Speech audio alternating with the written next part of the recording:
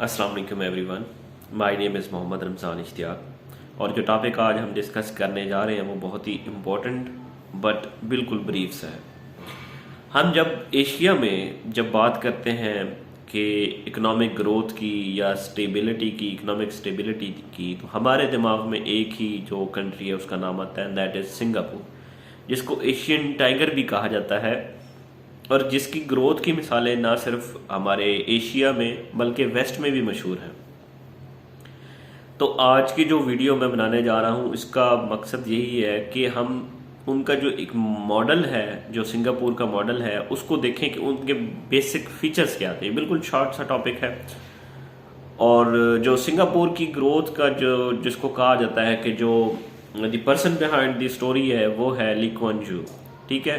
और वो इतने फेमस थे या इतने उनकी जो इकोनॉमिक पॉलिसीज इतनी अच्छी थी कि इवन जो चाइनीज़ जो प्रीमियर थे डेंग जियोपिंग, जिनको कहा जाता है कि father of the modern China, वो ली कुआन यू के पास गए थे ये सीखने के लिए कि इकोनॉमिक ग्रोथ कैसे की है सिंगापुर ने। इसीलिए तो सिंगापुर को आज भी एशियन टाइगर कहा जाता है।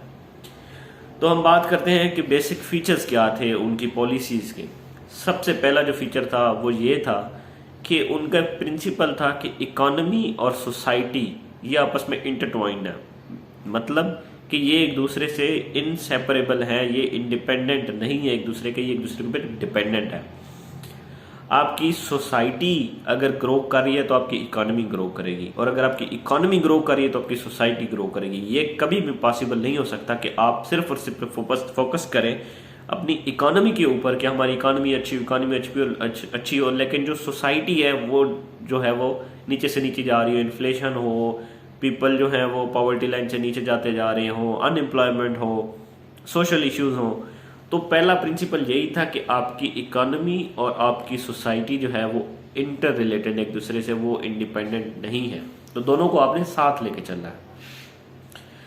जो अगला प्रिंसिपल था वो ये था कि आपकी पॉलिटिकल स्टेबिलिटी और आपकी इकोनॉमी आपस में रिलेटेड है। अगर आपके मुल्क में पॉलिटिकल स्टेबिलिटी नहीं है तो आपकी इकोनॉमी कभी भी स्टेबल नहीं हो सकती।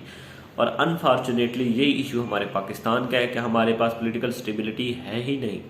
अगर है भी, लेट से कि हमारे यहाँ यही समझा जाता है कि अगर इलेक्शन हो गए, अगली गवर्नमेंट आ गई थ्रू जो है वो डेमोक्रेटिक प्रोसेस, तो वो पॉलिटिकल स्टेबिलिटी है। लेकिन पॉलिटिकल स्टेबिलिटी के साथ साथ हमें जो पॉलिसीज़ में स्टेबिलिटी भी चाहिए कि एक गवर्नमेंट अगर कोई अच्छी पॉलिसी दे के गई है तो अगली जो गवर्नमेंट आ रही है, पॉलिटिकल गवर्नमेंट, वो सिर्फ इस रीज़न पे उस पॉलिसी को ख़त्म ना कर दे कि क्योंकि ये पिछली गवर्नमेंट की थी तो ये अच्छी नहीं थी।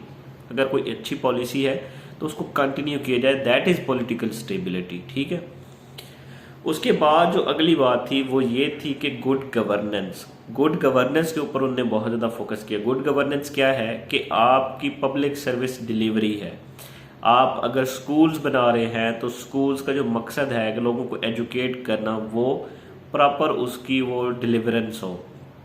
प्राइवेट स्कूल्स वहाँ पे फ्लरिश ना करें, बल्कि आप गवर्नमेंट जो फैसिलिटी दे रही है वो भी, अगर प्राइवेट स्कूल्स भी हैं तो एट पार है। गवर्नमेंट स्कूल्स का भी इतना स्टैंडर्ड होना चाहिए कि अगर एक गरीब का बच्चा जो कि प्राइवेट स्कूल में नहीं जा रहा तो वो अगर गवर्नमेंट स्कूल में आ रहा है तो वो वहाँ से पढ़ के भी उनसे कम्पीट कर सके जो कि प्राइवेट सेक्टर या प्राइवेट स्कूल से पढ़ के आए हैं, ठीक है। तो दैट इज़ गुड गवर्नेंस, जिसके बहुत ज़्यादा प्रिंसिपल और जो बेसिक्स हैं वो वर्ल्ड बैंक ने बताया हुआ है कि पार्टिसिपेटरी गवर्नमेंट होनी चाहिए, रूल ऑफ लॉ होना चाहिए, दिस एंड दैट, सब कुछ इसमें आ जाता है। लेकिन अगर हम कंपैरिजन करें पाकिस्तान और सिंगापुर का तो गवर्नेंस इफेक्टिवनेस जो है वो सिंगापुर उसमें नंबर 1 है, जबकि पाकिस्तान की पोजीशन अनफॉर्चुनेटली 129 है, ठीक है। इसके बाद जो अगला प्रिंसिपल था वो एजुकेशन का था, और ये सबसे ज़्यादा इम्पोर्टेंट था मेरी नज़र में कि जब तक आपकी सोसाइटी एजुकेटेड नहीं हो सकती, आप जो कर लें आप नहीं ग्रोथ कर सकते, ठीक है।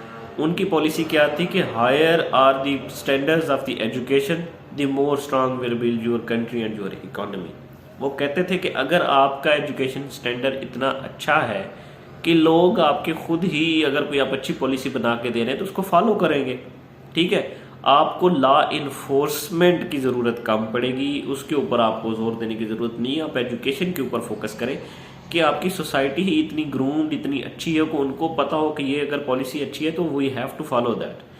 और ये वो प्रिंसिपल था जिसके ज़रिए उन्होंने अपनी जो है वो सोसाइटी को इम्प्रूव किया, और जैसे उन्होंने सोसाइटी को इम्प्रूव किया उनकी इकोनॉमी इम्प्रूव हो गई, उनके रूल ऑफ लॉ अच्छा हो गया, उनकी गवर्नेंस इफेक्टिवनेस अच्छी होगी, और वो सारा प्रिंसिपल एक दूसरे के साथ वो जो है वो क्लब हो के एक पूरी पॉलिसी बन गई।